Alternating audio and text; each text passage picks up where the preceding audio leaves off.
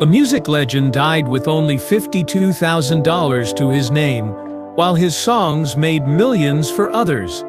This is Bobby Womack, and his story will break your heart. His guitar created the sound that defined soul music. His voice could make the toughest men weep openly. The Rolling Stones became global superstars using his song, yet when he died in 2014, his family couldn't even afford his funeral. This isn't just another tragic musician story. This is about pure genius destroyed by love, betrayal, and the music industry's darkest secrets. Stay with me, because Bobby's final moments and what happened to his fortune will shock you to your core. Bobby Womack entered this world on March 4, 1944, in Cleveland, Ohio, but calling it being born doesn't capture the brutal reality. He was thrown into absolute hell on earth. Picture this nightmare. 5 brothers crammed into a single bedroom like sardines, while their parents slept on makeshift beds in the living room. Dinner wasn't guaranteed, it was scavenged from restaurant garbage bins behind local establishments. When there was no food at all, their father would make grim jokes about how they were fasting for Jesus, but their mother knew better. She looked at her 5 boys with fierce determination burning in her eyes, and declared that music was their only ticket out of this living nightmare. She wasn't speaking metaphorically or offering false hope. She meant it literally. Music or nothing, there was no plan B. The soundtrack of their suffering was pure gospel music. Every single evening, their father's group, called the Voices of Love, would transform their cramped, suffocating living room into a makeshift rehearsal studio. The brothers would huddle in whatever corners they could find, absorbing every harmony, every rhythm, every single note like desperate sponges soaking up salvation itself. One fateful day that would change everything. Their father caught them secretly mimicking the songs when they thought no one was listening. Instead of the beating they expected, he saw something that would alter their destiny forever. Raw, undeniable, supernatural talent. The Womack brothers weren't born from ambition or dreams of stardom. They were born from pure necessity and the will to survive. But Bobby wasn't just gifted like his brothers. He was completely possessed by music itself, as if some otherworldly force had chosen him as its vessel. The day he accidentally broke his father's precious guitar string should have earned him a beating that would leave welts for weeks. Instead, something absolutely magical happened that still gives people chills today. 10-year-old Bobby picked up that broken guitar, flipped it completely upside down, and began playing left-handed with an intensity and skill that stunned every single person in that cramped room. The melody that poured from those damaged strings was so hauntingly beautiful, so impossibly perfect, that his father, a man who had been hardened by years of relentless struggle and poverty, broke down and wept like a baby. In that transformative moment, the entire family realized they weren't just dealing with ordinary talent. They were witnessing something supernatural, something that defied explanation. The Womack brothers began their journey performing in the gospel circuit, sharing stages with legendary acts like the 5 Blind Boys, and earning deep respect in churches across the entire Midwest. But their destiny changed forever when they opened for the Soul Stirrers, led by the man who would become Bobby's mentor, his father figure, and ultimately the source of his greatest scandal, Sam Cooke. Sam wasn't just another gospel singer trying to make it big. He was a complete revolution wrapped in a smooth, velvet voice, and a devastating smile that could melt hearts. When Sam performed, women didn't just listen politely.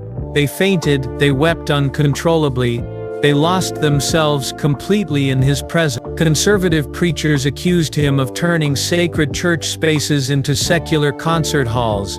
But Sam's raw power was absolutely undeniable. When Sam first heard the Womack brothers sing together, he didn't just recognize potential or see another talented group. He saw the actual future of music itself. He took them under his protective wing with the instinct of a loving father and the strategic mind of a brilliant businessman. But Sam also gave them the most crucial advice of their entire careers. Advice that would echo through Bobby's life like a haunting prophecy that would never leave him alone. There ain't no money in gospel music, boy. If you truly want to survive in this world, you've got to cross over to secular music. The transition from sacred to secular wasn't just a simple career move or business decision.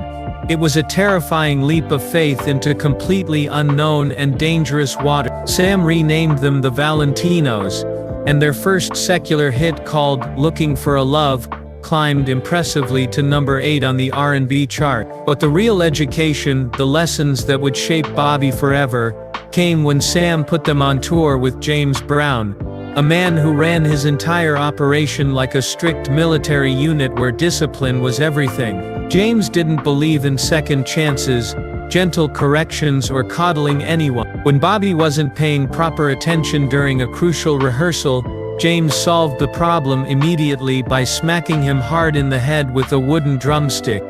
Bobby burst into tears from the pain and humiliation, but that brutal lesson stuck with him forever. In James Brown's unforgiving world, mediocrity wasn't just unacceptable, it was genuinely dangerous to your survival. The brothers also learned the harsh business side of the music industry from Solomon Burke, who taught them practical survival skills like selling merchandise from the back of tour buses between shows to make extra money. This is exactly how you survive on the road when the industry tries to cheat you, Solomon explained with the wisdom of experience. But James Brown absolutely hated this hustling mentality, believing it was beneath serious, dedicated musicians. The growing tension eventually forced Solomon completely off the tour, but Bobby absorbed every single lesson about survival in an industry that routinely chewed up raw talent and spit out broken dreams without any remorse. Then came 1964, the pivotal year that would forever define Bobby's understanding of real power and money in the music business. The Valentinos recorded "It's All Over Now," and initially, it barely made even the smallest ripple in the music world. But then Sam approached Bobby with news that would change absolutely everything about his perspective on the industry. A new British band called the Rolling Stones wanted to cover their song. Bobby was absolutely furious, protective of his musical creation like a father guarding his precious children. Why should he hand over his artistic baby to some unknown white boys from across the ocean who had never struggled like he had? Sam sat him down and delivered the life-changing lesson that would haunt Bobby for the rest of his entire existence. Let them record it without a fight. If it becomes a hit, you'll make far more money from the publishing rights than you ever would from performing it yourself. Never ever give away your publishing, Bobby. That's exactly how you feed your family forever, long after you're gone. The Rolling Stones version soared straight to number 1 in the UK, and when Bobby opened his mailbox to find a $30,000 royalty check, he finally understood that Sam wasn't just his mentor and father figure. He was providing him with a complete financial education that most musicians never receive. But Sam was evolving and changing in ways that made people uncomfortable. Gone were the carefully processed hairstyles and polished conservatives. He let his natural hair grow freely, openly aligned himself with controversial figures like Malcolm X and Dr. Martin Luther King Jr., and began writing powerful music that reflected the deep pain and desperate hope of his people. When he played "A Change Is Going to Come" for Bobby, asking earnestly for his honest opinion, Bobby listened in complete silence before delivering a response that would prove to be chillingly prophetic. "It sounds exactly like death to me." Sam's record label was bleeding money rapidly, and he made the painful business decision to let Bobby go, encouraging him to reunite with his brothers and create something completely fresh and new. Bobby took it professionally, understanding that business was simply business and nothing personal. But just 1 week later, on December 11, 1964, everything in Bobby's world completely shattered. Sam Cooke was found shot dead in a seedy motel, officially ruled a justifiable homicide after an alleged altercation with a motel manager over a woman. But Bobby never believed the convenient official story for even a single moment. The circumstances were too neat, too convenient, too perfectly suspicious. Whispers filled every corner of the industry. The mob, powerful record executives, mysterious enemies with deadly intention. The real truth died with Sam that night, but the haunting questions would torment Bobby forever. In the complete chaos following Sam's shocking death, vultures immediately circled his estate, his valuable music catalog, and especially his grieving widow Barbara. Bobby watched in disgust as various men tried to take advantage of her overwhelming grief and vulnerability, and his natural protective instincts kicked in powerfully. He started aggressively running off her potential suitors, standing guard like a loyal sentinel protecting sacred ground from desecration. Finally, Barbara looked at him with completely exhausted eyes and said something that changed everything. "If you're going to keep chasing all my boyfriends away, you might as well be my man." It wasn't romance or love at first, it was pure survival, shared grief, and two completely broken people desperately clinging to each other in the wreckage of their mutual loss. Their controversial marriage absolutely shocked the entire music world, and triggered a devastating backlash that nearly destroyed Bobby's promising career completely. Fans felt deeply betrayed, viewing his marriage to Sam's widow as the ultimate sign of disrespect to his beloved mentor's memory. Radio stations across the country blacklisted his records without hesitation. Concert audiences regularly booed him off stages before he could even perform. Sam's family, led by his violent brother Charlie, made it crystal clear they wanted Bobby dead and were willing to make it happen. The overwhelming stress drove Bobby to cocaine for the very first time, his initial taste of the dangerous drug that would plague him for decades to come. When Bobby traveled to Chicago for business, he made a decision that was either incredibly brave or incredibly stupid. He called Charlie Cook directly and told him he was in town and ready to face whatever was coming. Bobby wasn't looking for a fight or trying to be a tough guy. He was simply tired of living in constant fear every single day. If a brutal beating was inevitable, he wanted to face it head-on and finally move forward with his life. Barbara, knowing Charlie's terrifying reputation for extreme violence, bought a loaded gun and prepared herself to use it without hesitation. But Bobby, understanding that Barbara's explosive temper was potentially as dangerous as Charlie's iron fists, secretly removed all the bullets from the weapon. He would rather take a savage beating than have anyone's blood on his hands or conscience. The confrontation that followed was brutal beyond any description that could capture its true horror. Charlie beat Bobby so savagely and mercilessly that his teeth went completely through his lip, his jaw shattered into multiple pieces, and his face swelled up like a grotesque watermelon. Blood painted the walls like some nightmarish abstract art, and when Barbara discovered the gun had been secretly emptied of ammunition, she was absolutely furious. She had fully intended to kill Charlie that day without any remorse or second thought, but Bobby had survived the brutal attack, and that was all that truly mattered to him in the end. Despite their desperate attempts to rebuild their relationship and find happiness together, Bobby and Barbara's marriage was ultimately doomed by overwhelming grief, crushing guilt, and consistently poor decisions. The final devastating blow came when Bobby committed an act of betrayal so profound and shocking it defied all explanation or understanding.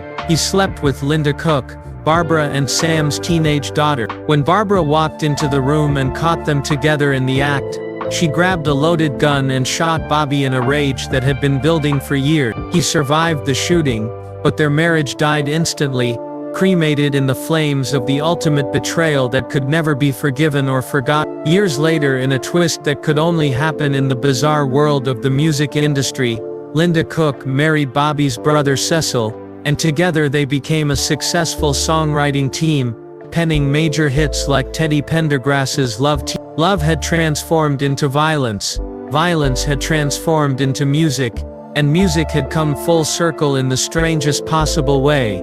Bobby's once promising career lay in complete ruins. Radio stations wouldn't touch his music with a 10-foot pole. Concert promoters wouldn't book him for any shows. He was radioactive, toxic, a cautionary tale whispered fearfully in industry circles. Desperate for any kind of work, he turned to Ray Charles, hoping his exceptional guitar skills could buy him a precious second chance. But working with Ray proved to be its own unique nightmare. According to Bobby, Ray was too wild and unpredictable. He made Bobby wear stage suits that had previously belonged to musicians with sexually transmitted diseases, bragged constantly about beautiful girlfriends who were anything but attractive, and tried to fly planes and drive cars despite his complete blindness, frequently crashing into people and objects. The partnership exploded when Ray threatened to slap Bobby during a heated argument. Bobby walked away, once again unemployed and completely unemployable. His salvation came through Wilson Pickett, who saw past all the scandal and controversy to the pure talent underneath. Pickett brought Bobby back into the industry fold, leading to collaborations with Aretha Franklin, Jackie Wilson, Dusty Springfield, and even rumors of potential work with Elvis Presley himself. Pickett tried desperately to get his record label to sign Bobby, but they passed without interest, so instead he recorded several of Bobby's original songs, including I'm a Midnight Mover and I'm in Love, both of which became substantial hits. Despite the professional chaos surrounding him constantly, Bobby never stopped creating music. He signed with Minute Records and released Fly Me to the Moon, featuring his soulful reinterpretation of California Dreaming by the Mamas and the Papas. His version climbed to number 43 on the Billboard Hot 100, and reached number 20 on the R&B chart, proving he still possessed that magical touch that made him special. Around this same time, he crossed paths with Janis Joplin, who had heard his music and was genuinely struck by his unique voice and distinctive style. She asked him to write her a song, and after riding in Bobby's Mercedes-Benz one afternoon, inspiration struck like lightning. That moment led directly to the creation of Mercedes-Benz, one of rock music's most iconic and enduring songs. They also recorded Trust Me together, which would appear on her posthumous album, but their collaboration ended in absolute tragedy when Janis casually mentioned that her drug dealer was on the way and asked Bobby to leave immediately. Just a few hours later she was found dead from a heroin overdose, another musical genius consumed by the very substances that were supposed to ease their emotional pain. The 1970s brought both Bobby's greatest professional triumphs and his most devastating personal loss. His 1971 album Communication featured That's the Way I Feel About You, which soared to number 2 on the Billboard R&B chart. Understanding, released the same year, included Woman's Got to Have It, which hit number 1 on the R&B chart, and Harry Hippie, a heartfelt tribute to his brother that became his first gold-certified single. But behind all the musical success, Bobby's personal life was collapsing under the crushing weight of unimaginable tragedies. In 1974, his beloved brother Harry, the same brother he had honored with a gold record, was stabbed in the neck by his girlfriend after she found women's clothing in Bobby's house and assumed Harry was cheating, not realizing the clothes belonged to Bobby's girlfriend. Harry stumbled onto the porch, bleeding profusely and desperate for help, with the knife still lodged deep in his neck.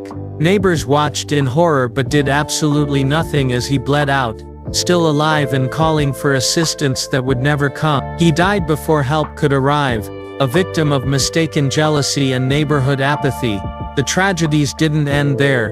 In 1978, Bobby and his wife Regina suffered another devastating loss when their infant son Truth died after slipping between the bed and the wall. Regina had asked Bobby to check on the baby, but he delayed because he wanted to do a line of cocaine first. By the time he finally reached his son, it was already too late. The guilt gnawed at him relentlessly, driving him deeper into addiction and self-hatred. Even after these unimaginable losses that would have broken most people completely, Bobby refused to let tragedy silence his powerful voice. In 1981 he released what would become his signature song, If You Think You're Lonely Now. The track's aching vulnerability and raw emotion resonated deeply with audiences, climbing to number 3 on the Hot Soul Singles chart, and holding that position for 4 weeks. The song was inspired by a real conversation Bobby had with a friend who was complaining about his girlfriend. The friend said casually, "If you think you're lonely now, wait until tonight,"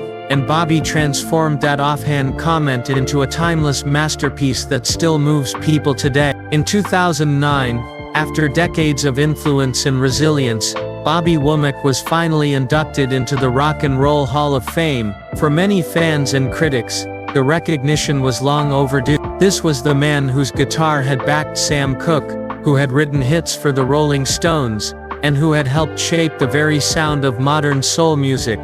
But just 5 years later, on June 27, 2014, Bobby passed away at his home in Tarzana, California. He was set. No official cause of death was released, but Bobby had publicly battled numerous serious health problems in his final years, including diabetes, early-stage Alzheimer's disease and colon cancer. When the lawyers and accountants finally tallied his estate, the numbers told a story that shocked everyone who knew his incredible musical legacy. Bobby Womack, the man whose songs had generated millions upon millions of dollars over decades, died with only $52,000 in cash and less than $8,000 in personal property. His family was left with $250,000 in unpaid child support debts, and had to scramble desperately just to cover basic funeral expenses. Today, streaming platforms continue to profit enormously from Bobby's catalog while his estate struggles financially. His story serves as both inspiration and warning.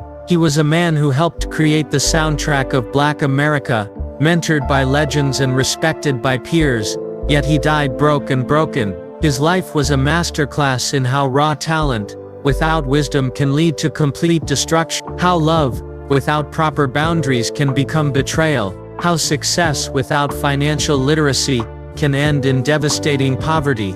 But his music endures powerfully. If You Think You're Lonely Now still plays during late-night moments of heartbreak. Across 11 10th Street still soundtracks urban dramas. Modern artists continue to sample his catalog, introducing new generations to his genius. Bobby Womack's legacy reminds us that behind every legendary song is a human being struggling with the same fears, desires and weaknesses that plague us all. The only difference is that some people's struggles become the soundtrack to our lives, and their pain becomes our healing. That was Bobby's ultimate gift to the world. He turned his suffering into song, and in doing so, he made sure that none of us ever had to feel lonely now. Subscribe if you want more untold stories of music legends who changed the world, but paid the ultimate price.